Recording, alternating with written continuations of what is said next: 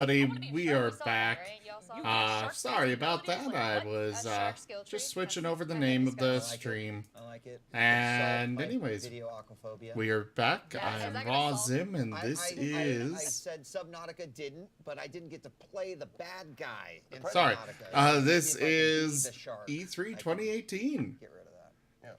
Rapture Rejects looks really funny. I don't It know looks what the gameplay's gonna funny. be. Rapture It was Rejects funny. from Yeah. Cyanide and Then, Happiness. Yes. The game's It's going to be hilarious. Sure, it's fun. I'm sure it's fun. We've I don't seen know if those that's shooters. what I'm looking for in a Royale game, but it's cool. It's cool nonetheless.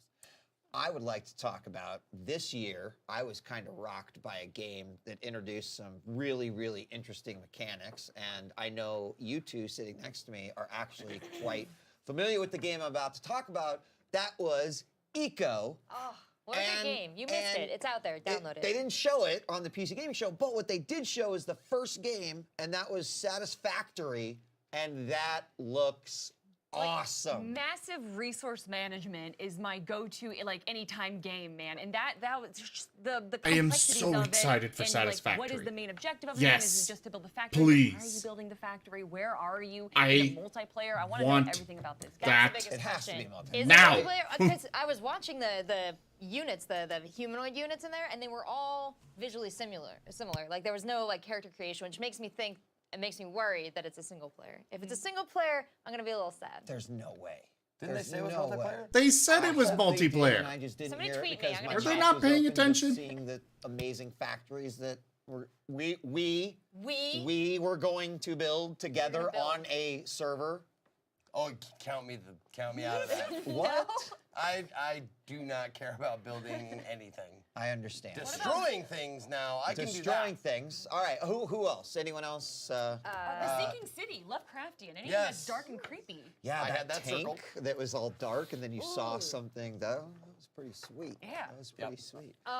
There was talk of Star Citizen. I've already invested like $400 in this game. I own like Wait, what? 3 spaceships in Wait, Star what? Citizen. This is one of those games. As a Wing Commander fan, it is like I need it to come out. yeah, I've obligatory paid is for to, it. to like. I'm also looking forward to that, but have just totally stayed away. Do not own $400 in spaceships. I wrote a hype wave one weekend and there's no return feature. I just like it Wax the that surfboard. that certain games like can go to a conference and just say it's not DLC, but it's a patch, and that's big news. It's Right, like, and we everyone's got like, a patch for this, We got it. and we're gonna blow your socks off. And we're not adding a whole bunch of stuff, but we've got like minor bug fixes Right. and stuff. So Well, that's pretty hype, right? I'll tell you what. We'll come back. We'll talk about a few more of their favorites from the PC Gaming Show. But let's check in with Okadrin and see what chat thinks as well. Hey chat, we're back. It's our turn now. E3 check-in stage powered by Totino's. Now, we have a very simple question. I'm gonna be honest, I don't expect any of you to tell the truth, but we're gonna try it. It's how many of these games can your PC run? With one answer being, all of them, some of them, yikes, none of them, or I'm on a Mac. This is the best. Which, by the way, poll. it's I not a love dig it. at Mac owners. If you're a Mac owner, congratulations. I like doing Creative Studio too. It's a lot of fun. But this is for like the gaming stuff. All My of them in chat laptop right could now, people are handle bragging all in of them, chat. I'm pretty sure. This is like people asking, how good are you at Overwatch? Oh yeah, I'm Golden Masters. No, you're not. The expect honesty. my It is nice PC. Yikes, none of them? Really? Commander Rabbit, yeah, freaking Totinos. Is there a problem with this? At me. At me on Twitter, at Okadrian. We're closing the poll in like 5 seconds, so if you guys have time to type in right now, do it. Although, thinking about it, if you're on a bad PC, you probably can't type it in very fast anyway, can you? So let's find out. The winner is all of them. I 100% don't believe that at all. Yeah. Come on. I've seen the Twitter like feeds and the Reddit posts, people saying, check out my rig, and there's like one person who has the good rig, and everyone else has like the little hand crank ones that like barely starts up. And online matches to just drop and say, oh, I'm sorry, my PC just turned off by itself. Stop lying to me. Don't talk to me, talk to them. Bye. Bye. And welcome back. What do you think? People have. It was the PC Gaming Yeah. Show. I mean, but Star Citizen's a beast, right? Isn't that like? Yeah, Yeah? that's gonna be a monster. I also, I know I'm not supposed to talk to Twitter the way Adrian does, but I did get an update from Ombre and Sonic Rita that it does run multiplayer for Yes. Satisfactory. Thank you. Thank you. Up to very 4 much. right There we now. They go. said you could try There more, we but go. it might crash it. We could try more. But wait, it's like early. Is it early access? It might be. missed it. I'm really just waiting for this to end so I can go download it. All right, figure that out. You also were excited about. No, it wasn't you. No, you weren't excited Maybe. about Shenmue. What? Were you? Oh no, that was Adrian. Adrian. That was right? Adrian. Oh, sorry, yeah. sorry. Okay, Adrian, by the way, he Hello. just wanted the Shenmue poll, right? Shenmue. I'm sorry. Okay, Adrian, I'm sorry. Wasn't that the game that They, like got like $1 billion They raised in announced like any a games second? that were The going to Shenmue release 3, right? today. On Kickstarter. Wasn't quite $1 billion. Wasn't quite Well, a what- second. but you're Not close. that really stood out to Exactly. me. Sorry. It was. I speak in. We'll see. Also, good morning. Marcus, It's not even morning. Still in the PM. Absolutely. Good passed out. fucking morning. The fact that Jeff Goldblum. The afternoon. I only passed out for an hour. That's exciting in and of itself. But my good friend Jeff Incontrol No, Robinson, I'll give him it was a shout-out lot because longer than an there's no hour, other, trust me. A bigger Jurassic Park fan than him. I wish I could live. Or up at to, least, how you've much been he's excited gone the for a lot upcoming longer than movie, an how much hour. He loves Jurassic World, and of course the first 3, with Jurassic Park 3 actually being his favorite pterodactyl scene specifically. They announced one game that I am really excited for called Satisfactory. Just to show everyone how much his love for Jurassic Park actually is. It so, Kelly, looks answer your question. awesome. Yeah, I'm excited for it. Jeff Goldblum, dinosaurs. Didn't necessarily. I'm guessing see it's a about ride on a running a motorcycle next to the factory raptors that I raised, Yep. but to the utmost haven't seen it satisfaction. yet, so. Couple of small titles I'm It looking seems at like that it's I got a really, bit really more had to my it, eye though on. they I only don't know how to teased say a it. tiny Noita? bit of what else is in there. Noita? It's definitely yeah. got It's a little- lot it's a little of indie the, pixelated game, underground. The reddish shoes. Yeah, It's the got a big lot bomb, the big of bomb, like, the- It kind of reminded me, when Oh, the no. bomb went off, it kind Oh, of whatever reminded you me call of those like things. like a worm's bomb, like going Factory off, like, stuff remember and Worms, that old automation. game? I know what you're talking about now. Yeah. But I Looked really cool, look looked forward like, to the a lot of rest. fun, like a little underground platformer. The other game that I can't wait to get my hands on, that I think is going to be a hilarious, is Did- 2 Point Hospital. Did they play Benny So Benassi's funny. hit I song loved it. Satisfaction when the Diagnosis, trailer and then played? Diagnosis, No. Diagnosis Turtlehead. I don't even know that. And that's funny Well, on 2 levels. Missed opportunity. You should have got the license for that song. All right, well, thanks again to everyone who tuned into the PC Gaming Show. Coming up to around There- day 2 up, we've actually got a lot of special guests coming in here before Sony. We've got Metro Exodus making a visit. There Metal is Wolf Chaos, which we also, saw announced during the Devolver press conference. Overland and After Party. We're all going to have them right here There on were stage, 3 and that Battle concludes Royale the games so we count announced. down the moments until the last press conference of the day. And One as of we kick off which the official conference, is that's from tomorrow, Tiny Tuesday. Build. Ladies and gentlemen, we're going to take a break. Is When it we that come back, Realm it's time one? for Metro Exodus. No, Don't that forget. is from High Res. Oh, so they're finally dropping the. Are they dropping Paladin Battle Royale and making it its own game? I don't know what they're doing. I missed you guys. What I do know, though, is that I am. It looks hilarious. It is a. It's in partnership with Explosum. All right. You know Explosum, right? Yes, I do. You mean? Yeah, I know who they are. I also know, yeah, Cyanide and Happiness. I just saw the end of that trailer. Oh, Oh, Double Fine's gonna have their showcase. Unless I missed that. you missed that. Oh well.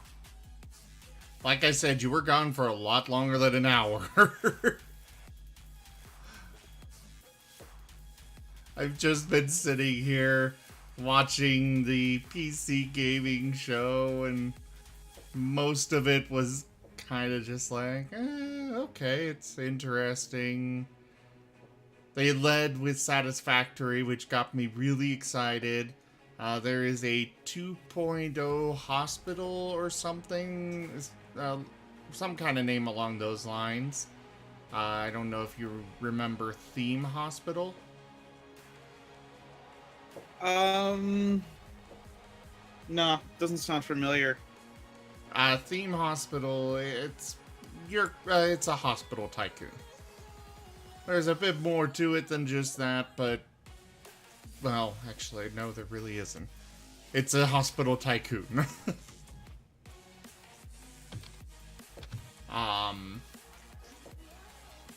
I'm excited for it. And we have a trailer. And the skies rained missiles, and the ground burned to ash, and the seas boiled, and people turned into shadows. So let us not fear the heretics at our door. Even with their iron steeds standing before us, stinking of machine oil and shining its heretical light upon us. Remember, most of the country has been destroyed or occupied. Even those who speak our language might be enemies, by conviction or out of fear. We will not falter. Let us steel ourselves against them. For this is our hour of glory. Amen. Let's move out, Artyom.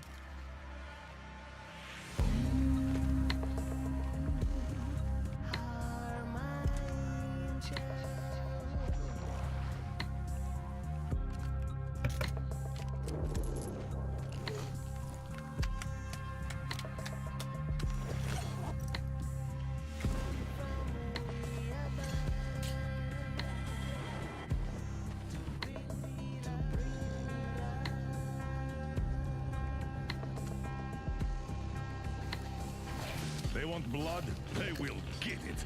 We'll cross it no matter what those fanatics think.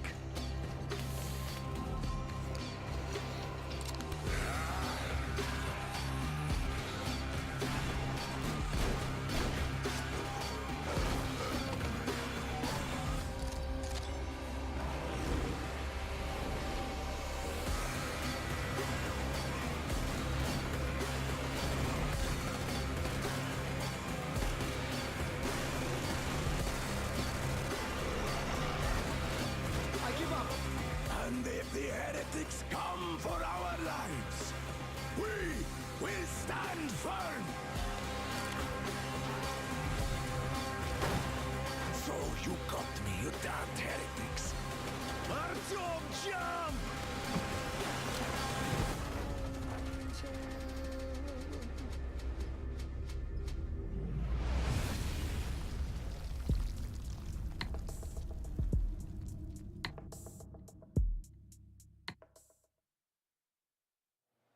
Hello, everyone. Kelly Link here on E3 on Twitch, and I am joined by Rachel Cuerco, and we have John Block joining us, showing us Metro Exodus. Thank you so much for joining us here, John. Thanks for having me. So, Metro Exodus, just like the name says, you're leaving the Metro system. It's an exodus, and you're getting to explore all of Russia. What was the decision behind that? So with this third installment in the Metro series, we wanted to do something a little bit different. We wanted to take players to new places. We wanted to kind of explore new game design ideas, and our artists wanted to do something new. We've been kind of, as a studio, working within the confines of the Metro system underground for nearly a decade. So Yeah. We kind of wanted to branch out and do something new, for both ourselves and for our fans. So does this take place directly after Last Light? So the game does continue on with the good ending, the redemption ending from Metro Last Light, and it also continues directly from the story of Metro 2035, which is the book by Dmitry Glukhovsky, who wrote the Metro series of books, which the game series is based off of. I'm sure fans are really excited for that. Yeah, I think so. I mean, especially because when if you've read the books and you read through Metro 2035, it kind of sets up the story, and it kind of sets up this epic journey across Russia, and it kind of sets up the whole idea of getting to finally leave and see what's out there. Now that we're coming out into the larger map of the open world of Russia, are we actually going to get to explore sort of on our own in an open world sense? Yeah, so Metro Exodus isn't exactly an open world game in the traditional sense. It's still a story-driven game. The overall arc of the progression of the game is still somewhat linear in the sense that you still continue along a story, and but this time, instead of having only linear levels, we've introduced these new sandbox environments that are really large, with each of them having hours and hours of gameplay. There's still a narrative thread that carries you through each one of them, but it just gives the player so much more options, so much more ability to explore, more freedom to set their own pace, and a whole lot more content than we've ever done before. I appreciate that you give sort of, a little bit more of on the rails open world style. Yeah, pun intended. Oh, yeah, so Oh, yeah. Speaking of the train tracks, the train is the most prevalent thing that you see in all the trailers, and that's their home base. What exactly can you do there or inside the train? So the train is called the Aurora. The team, the Spartans, Artyom and his friends have named it the Aurora. And the train is what they leave Moscow with, and as they take their journey, across the continent, they will add to it, add cars to it. In this level that we're showing off this year at E3, one of the objectives that the player has at one point is to obtain a kind of a passenger car to attach to it in order to take with them some of the survivors that they find in this area. And it's kind of the home base. So when you arrive in a new area, it's the place that you can go back to where the rest of your team is, where you might get some of your primary missions from, things like that. So you're saying adding an extra car and saving a bunch of players, is that something, or people I should say, is that something that is possible to not happen? You wouldn't pick up an extra car? Is there any way to customize this train and have a bit of a variability with it? So it's the train is kind of the part of that core narrative thread that carries you through. I And like the idea of having a train as a home base. Kind of relates back to the classic Metro style of gameplay and narrative delivery, where there's certain parts that are designed in a way to carry the player through and always be something that the player can go back to know where they need to go, what they need to do, what's going on, and to understand like what it is that they're doing there. So it's kind of that the core of the game, where especially in these big sandbox areas, the player can kind of choose to do what they want when they want, but they can always go back to the Aurora to know, like where they need to go next if they get lost or if they get confused or if they, want to upgrade something or swap out a weapon or something like that. Another system that follows the storyline as well is that you guys are having all 4 seasons in this game, correct? Yep. And is that going to affect gameplay anyway at all, or is it purely aesthetics and you get to see all of the 4 seasons in beautiful Mother Russia? Well, I mean, that's certainly part of it, definitely. The game takes place over the course of a year, and through the year, depending on the time of the year it is that the player has gotten to a certain area, it'll be a different season. And in the environment that we're showing off right now, it happens to be spring. And so you see in this environment, a lot of the snow has been melting, and in spring, comes storms. And so in this area, there's thunderstorms and different types of dynamic weather that you'll be able to experience within the levels. And the different areas, depending on the time of year, will have different seasons that come with different weather patterns and things like that. And also the different environments are spread out across the continent, so you'll see different types of environments. Like last year, in the trailer that we made for E3, you saw more of a forest environment that takes place in the autumn season. So it's kind of a different contrast to what players are used to in the Metro series, which has always been the dead of winter. Yeah. Like very, very cold, snow everywhere, very gray, A huge thing about the Metro games, of course, is the customization of weapons. How exactly have you guys worked on that for Metro Exodus? So in previous games, the customization was a little bit limited. You could, maybe buy a pre-configured upgrade to a weapon. In Metro Exodus, we've redesigned the weapon system completely. Game before, but I don't and now remember. it's more modular, and there's like 5 hard points on every weapon, where you can change characteristics of the weapon, physical characteristics. I want to see Metro 2028. The attributes. I want to see that's its say name. swapping out a barrel or a stock. I almost or a definitely magazine. have it. But you can also add attachments, so scopes and lasers and things like that. And it's much, much more customizable to where you can take a weapon in its very base form and you can customize it to approach a situation in the way that you want to. If you're gonna, approach a bandit camp in, a stealthy way, if I you can have, attach a it's silencer not and on maybe, Steam. a red dot sight. Or if you want to do something from a distance, you can attach a long barrel. Or and it I scope. probably wasn't. read the wrong There's name. a wide range of options for every different type of weapon. We've also added the idea of maintaining weapons. We've always had Well, I just a little did a bit of, search for overheat or Metro. jamming that was kind of dynamically occurring with weapon use in previous Metros, but in this game in particular, you have to maintain the weapons. So when you come to a workbench, as you're seeing right now, you'll have to clean the weapons because dirt, grime, water, things like that will actually cause the weapons to break down more often, and even possibly affect the performance of the weapons as well. I like the idea of needing to maintain Is there weapons. I mean, it sounds like you're giving players long as a ton it's of not options as too far as bad. like, is there an option to not clean my weapons? Is there a lot of options as far That's as, if you're going always to a give me all these worry. different weapon attachments to approach the same fight? I mean, if it stealth winds way, up in a aggressive being way, like Breath of the Wild, where you take 2 swings with a sword and Well, I mean, boom, you it can, breaks.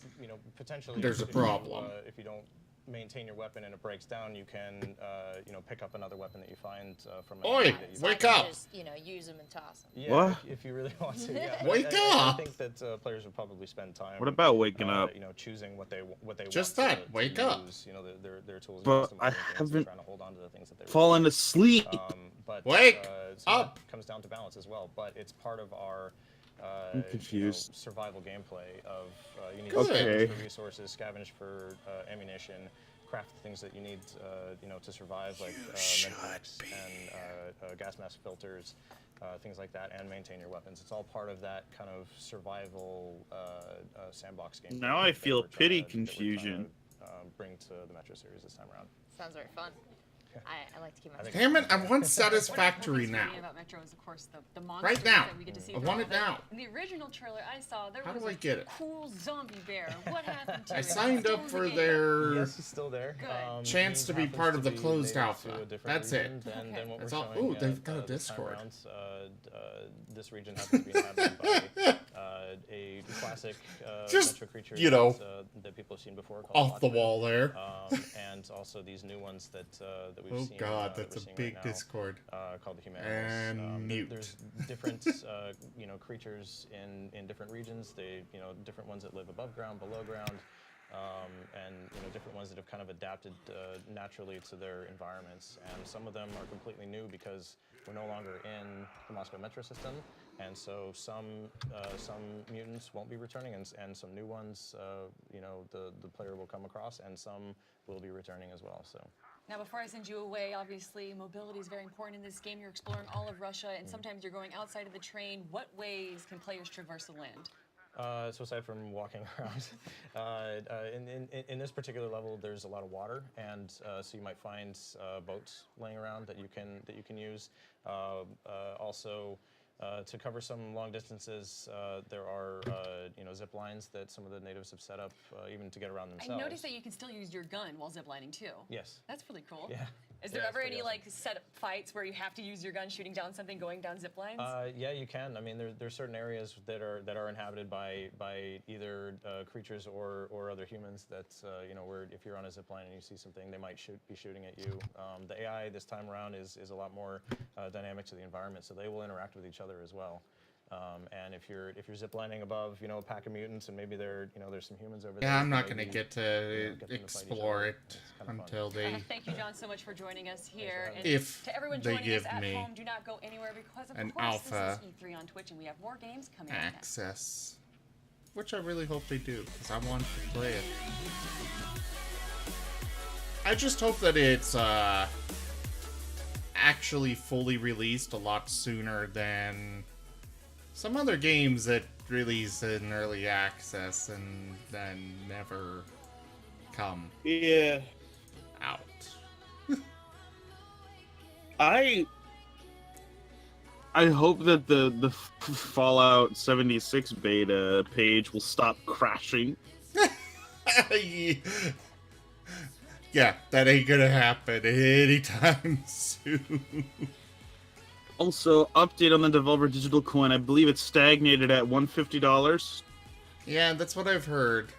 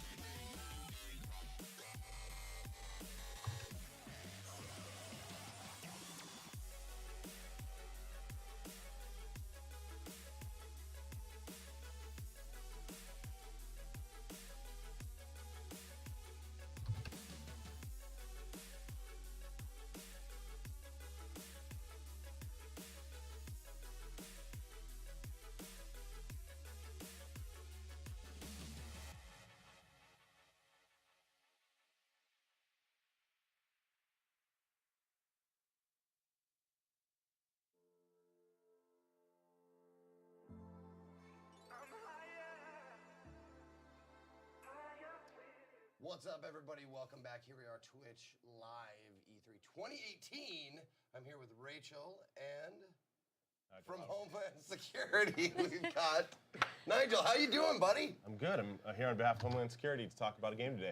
Excellent, excellent. So we're just going to be on our best behavior. Please, please. No talking about bug fuck shit minions or anything like Please, that. I'd appreciate it if you didn't. Okay, good. Okay, just to get that out of the way. Thank you. They'll bleep that later. This is Bug not fuck actually shit minions. What? we're actually going to talk about Metal Wolf Chaos XD. That's right. Now, this was a game from 2004. It is, yeah. And you chose to remake it? Kind of. It chose Okay. us. Okay. It chose okay. you. Okay.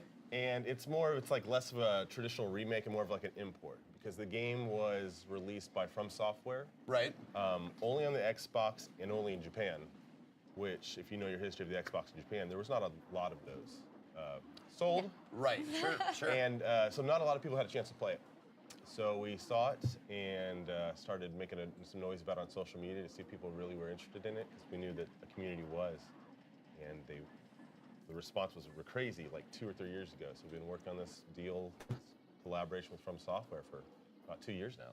What struck you about this game when you first encountered it, like personally for you, Yeah, Nigel? so I had seen it before, I had heard it before, and then I watched, I think it's Two Best Friends, it's this famous Let's Play of the game. Okay. I sat down and played through the whole game.